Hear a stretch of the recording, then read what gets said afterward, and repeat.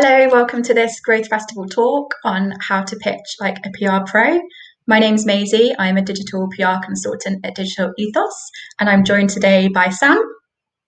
Hello, everyone. Thanks for joining us. I'm Sam. I'm the VP of Sales at Roxhill Media. We're a new form of journalist database launched about 6 years ago by a guy called Alex Northcott, designed based to support people with their press relations and press engagement.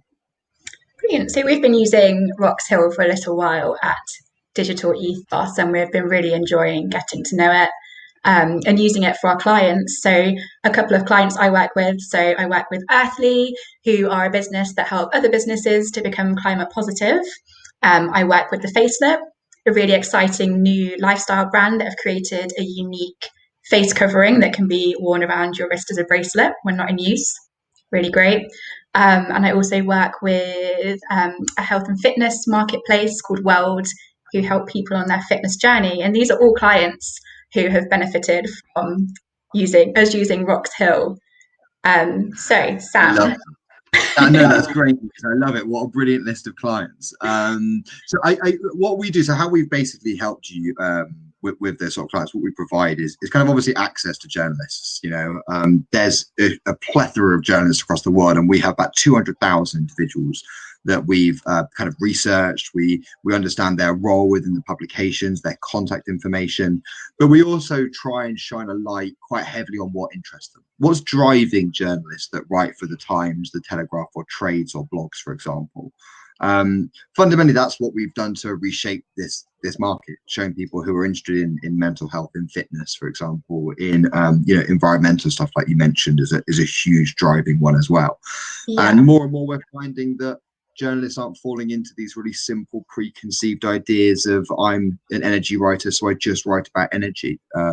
They're individuals. They've got their own interests and drives, and through our support, through events, through a database, we're hopefully helping people like yourself find the right people. Yeah, I mean, I work across such a broad range of sectors. The ones that I mentioned are just a few. So, like sustainability, finance, tech, health and fitness, lifestyle. It's such a broad range. There's no way that I could possibly know all of those industries super, super well and know the journalists that are writing on it and who are interested in that. And that's where Roxhill comes in and helps us to kind of streamline what we do and make everything a lot easier. So, I was just going to say it's interesting, isn't it? Because I suppose what you've got is this idea that agencies at the moment, especially, everyone's kind of looking for their next client, their next bit of work, their next movement, and often being so sector specific can be tough. And I think what Roxhill really does as well is it supports you moving into new sectors because it's all content led. The relevant journalists by doing those searches. You don't have to be an expert in energy or finance to find the right people. Which I'm definitely not. Yeah. That's brilliant. So kind of the big question we'll tackle first is how you can fit PR into your wider marketing mix. So maybe for someone who works in marketing and doesn't kind of do PR, or for clients that, work with a marketing agency but don't work with a PR agency, how can that kind of all work together? Yeah, that synergy. The heavy hitter question. Yeah. It's a really well positioned question though, because I think that over the past year, shall we say, I've seen a bigger shift between the kind of like combining of marketing, digital marketing, SEO, and PR than I ever have done in the kind of 4.5 years that I've worked here. Historically, you had these silo departments. One looked after social, one looked after SEO, one looked after PR, one marketing, one internal comms, one external comms, and you're all fighting for validation in the office, right? Yeah. And a lot of that originally was all about brand awareness. It was just get your brand in front of your prospect buyers, right? It doesn't matter whether you're paying for ads, but let's just focus on making sure that our brand is always going to be front of mind. And I don't discount that at all. But I think as the world's got more competitive, there's only a certain amount of space, and it's now so much more about thought leadership. It really is about who's leading these more, like in the SEO world, you've now got this idea of like topical authority, really. And in the PR, you still have this element of like issue driven or topic driven PR as well. I think that's what's centering all the departments. It's not so much about we're using the same channels. It's more about trying to come through it with one credible and competent thought leadership message that's leveraging the press to get even more levels of credibility and more engagement and more brand awareness, but for obviously a much deeper avenue. That's how I Yeah. think PR fits into marketing, because marketing often goes down that same line. The SEOs are now looking much more at topical authority. So how can we get backlinks? How can we raise domain authority links, for example? And often when it's PR involved, that's because you've managed to sell in a credible story about something that you guys are experts in. Yeah. And that's what I see moving forward. I don't see us going back now. I think that the level of digital purchasing, digital marketing, digital PR has risen so hugely in the past year that really the teams, the agencies that do well are those that will move forward and understand all the moving parts of this strategy rather than say Yeah. solely focused on one. And like exactly like you guys, Digital Ethos, looking at the whole picture and saying, we understand this and our clients will benefit from our expertise across all of these areas for sure. Yeah, definitely having a really strong strategy in place to make sure that all those things line up Mm. and you'll get the clients getting what they want at the end of the Yeah, day. So, yeah, for sure. thinking about kind of PR as a whole, what do you think are the core principles of PR? What makes a good PR? What makes a good PR team, a good PR strategy?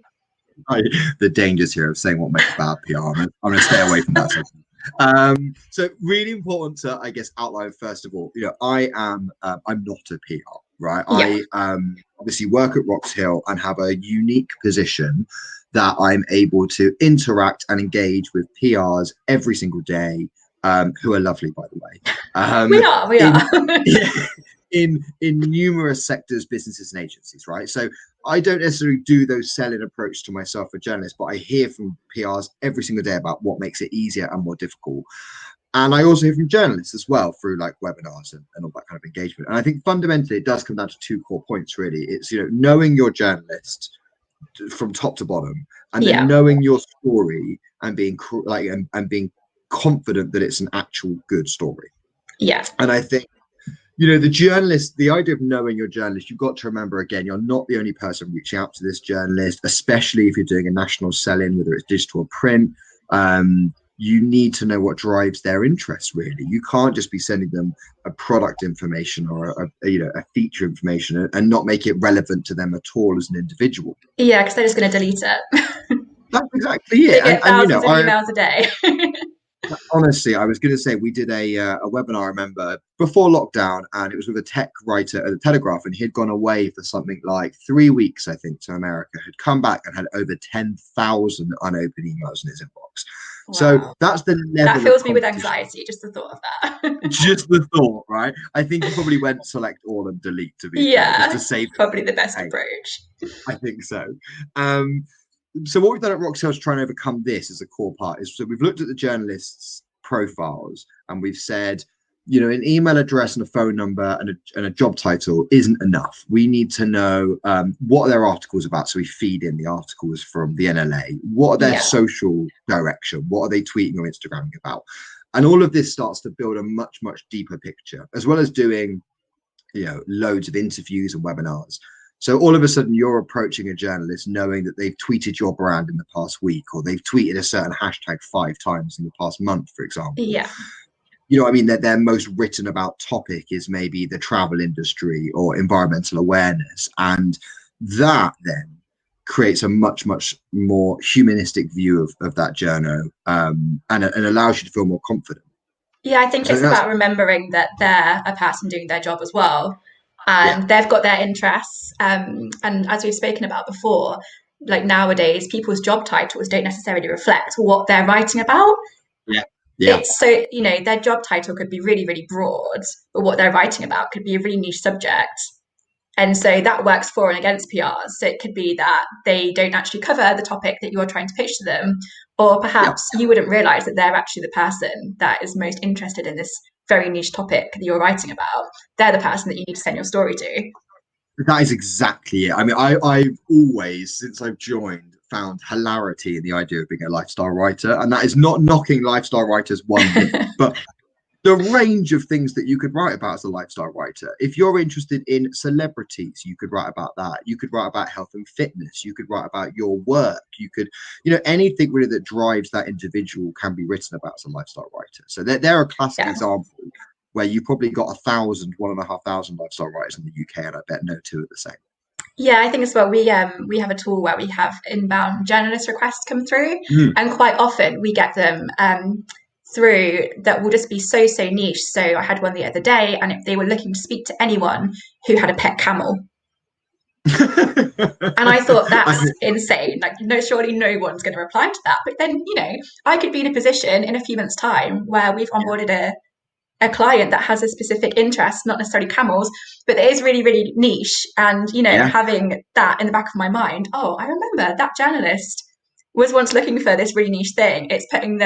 putting it all together and maintaining those relationships and kind of making sure that those journalists are on your radar, even if they are writing about, really niche Yeah. topics. And that's really then comes down to that second point, doesn't it? The know your journey bit's one bit, and then know your story really. Don't just build a Yeah. story without once even looking at what the media are covering. Look at what kind of things are trending. Look what kind of stories are clearly making it through. And even so in Roxhill, what we've done is we've looked at all the papers and we've actually dragged everyone that we believe was almost like a PRable opportunity. Yeah. So removed a lot of those kind of classic like op-edy news pieces and instead looked at the 100+ opportunities in the Weekend Telegraph, for example. And we've taken those stories off, we put them into Roxhill and said, look, this is where you want to be positioned as a brand. So Yeah. focus on the page, look about the journalist that features there. What have they written about in the past week? I always thought travel was a great example of this because if a travel editor has just come back from New Zealand last week, they're unlikely to write about New Zealand next week and go Yeah. back again. And it's stuff like that across the board in sectors that's really useful. So make sure you know your story, you feel confident, it's something that the journalist wants to write about. Make sure you know them, their timelines, their deadlines. Again, all of this is in Roxhill. And then your selling process, where we get through to like pitching, will feel much easier. I think you touched upon earlier kind of, being passionate about your story and being passionate to picture. And I think it's really important, say if you're writing a press release, you have to ask yourself, would I want to read this? What would make Yeah, me read this? And if the answer is no, make it more interesting, add some statistics into there, like have a look what other people are writing about. And like, I'm not condoning, like, don't copy them, obviously, but like yeah, what hook have they got that's made people want to read that? It's yeah, so yeah. important to have a newsworthy hook. And I think probably a lot of press releases that kind of slip under the net are those that just don't have the headline that grabs you, and then don't have the content that makes you want to Yeah. read. I think I couldn't agree with you more. It's an issue of timing, though, isn't it? In a way, do you know what I mean? I would always say, having worked in this industry across like PR, digital marketing and stuff, and especially having like client communication can be erratic and immediate and urgent. And often that means that something like the admin that goes into building some of this work can get pushed away. Before you know it, you've got an hour till it needs to be released, and you Yeah. don't have the time to review everyone's Twitters and Instas and articles all in all these different tabs and stuff. But I completely agree with you. There's a human element to it. And also, I think on the story point, what's really interesting as well is when you've got, say, a company or a story and you are thinking this needs to be jazzed up a bit, often what I've found going, especially to even corporate PRs and corporate communications, is they might have some great news on things like environmental stuff or diversity at the board or maybe even their gender representation stuff, and they've got no idea who to go to Yeah. because there's no job title that defines it. There's no like sector that defines it. And I Mm, think that, that is a real driving value behind Roxhill because you can search for journalists by the articles they're writing on, the topics they're writing on.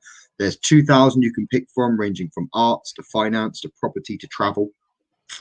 And it all of a sudden means that you as a PR could be creative. You can come up with this new story idea, instantly find who's been writing on it, and then you can sell to them immediately the story that you've got.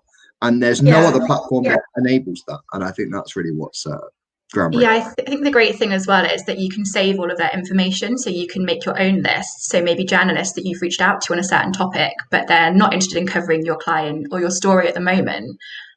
I tend to go back to them and try and carry on the conversation so that Mm, you know that in the future, if they're writing on the subject, then they'll come back to you, and just make it, just having those relationships, I think is really important. And as a tool, Roxhill is really good for kind of fostering those relationships right from the beginning. That's great news because I do think it's very true. Yeah. I'm sure even with those 10,000 emails that got deleted, a few got left and got saved by his favorites for sure. Yeah, I'm sure, because there'll be names that jump out and he'll be like, oh, this Yeah. person, I do recognize this name. I don't know why, but It's okay. exactly it. We also, to those that don't know, so we also do a number of blogs during the week and with journalists, by the way, and they always do a nice weekly shout out of their favorite press releases of the week. So if you're sending anything to people like Tony Turnbull, Rose Green, or Simon English, they always do a shout out and you might be in Yeah, that's brilliant. I really like the newsletter as well. That's really, there. really useful, and like what people are going to be talking about tomorrow. Yeah. Because, yeah, of course, that's really interesting to know. Let's Mhm. talk about kind of results and measurement and how Roxhill can help PRs report that back. So, something that we found really useful is, alongside sending across the coverage to our clients, Roxhill makes it really easy to find the readership for those publications. And I think obviously the bigger, wider known publications, there's hundreds of thousands of people reading them every day. Yeah. But when they're quite obscure, industry specific publications, it's really nice to be able to send your client some statistics and say, this is how many people are going to have looked at your article that's been published today. Hmm. It's really Yeah, good to have that. it's interesting, isn't it? I mean, we've always from day one had to accommodate for the kind of real, just structured idea of like having the data on the number of users on on online portal on a monthly basis, the number of readers and circulation rates as well on a monthly basis. And it's something that early on we thought this needs to be accurate, updated often, because it forms the backbone really of a lot of how PRs report ROI back to clients and also back to stakeholders inside the business, because obviously lots of Yeah, PRs in-house have to really justify what they do, who they are, and why there's the business value. And this is always the traditional way to do it. And I think it's really useful, but there are also, and what we've tried to do is try to look at other ways where we can show that sense of ROI and media engagement, not just using those. They're brilliant. But yeah, with social media, for example, with some article content as well, it's really useful to be able to look at, say, how your work as a PR and your relationships with the media enabled a viral tweet to spread across media contacts and a yeah, trend to start on a Thursday morning and really peak around Thursday afternoon. And because I think we're the only platform that looks at this kind of digital output and sees it as important content, not just so you can see what's being said, but how often it's being said, it gives you a new sense of being able to deliver on campaigns and projects. You can start yeah, to go back to clients and say, we've analyzed 50,000 tweets over the past 6 months, and we can see a huge spike since we started this campaign. And giving that to a client from a downloadable kind of PDF, it's a one-click thing on Roxhill, but it looks so valuable when you're in that kind of post-project discussion, looking at the next one as well. yeah. It's definitely a great thing to go into a client meeting being armed with Yeah. something as useful as that. That's brilliant. Thanks, Sam. So that was a bit of a whistle-stop tour of being a PR pitching pro. We've got a couple of questions, so I think this would be a really good one for you. So, what training webinars are available at Roxhill? I've done a couple myself; they're really good. But do you want to just kind of elaborate on what you offer? Yeah. Yeah, of course. So since lockdown came in March, basically we've run about almost 200 interviews and webinars, all been sort of free of charge and all to support PRs, digital marketers, anyone really who wants to kind of build up and get better towards press relations. They're typically led by Roxhill and accompanied with quite a large national journalist. So we've done the editors, for example, at Red, at like Cosmo, at all the kind of major glossies, nationals and stuff, all the travel editors and things like that. And they've just been really, really helpful for PRs working in either struggling sectors like travel with spas or hotels and stuff to how can they just not sit back and wait? How do they keep some level of coverage up? You Yeah, talk to all the travel editors, no one wants to lose a page. They lose a page, they probably won't gain it back. So yeah, of it's about course. how do they keep that going, basically. Yeah. Brilliant. Well, we are very almost out of time, so we will stop there. Thank you so much for chatting to me, Sam. It's been great. Oh, just having a little connectivity problem here. Can you still see Hello. me? We're back, I believe. We're back. Sorry, my The internet classic. dropped out there. At least it was at the end. Yeah, exactly. That is the classic work from home 2021 It really problems, but we is, isn't it? It's battled almost like through I did them. it on purpose. Thank you so much for your time today, Sam. It's been really interesting to learn even more about Roxhill. If anyone Thanks would so like much, more Sam. information, feel free to contact either Sam or myself. Thank you very much for listening. Thank you. Bye bye.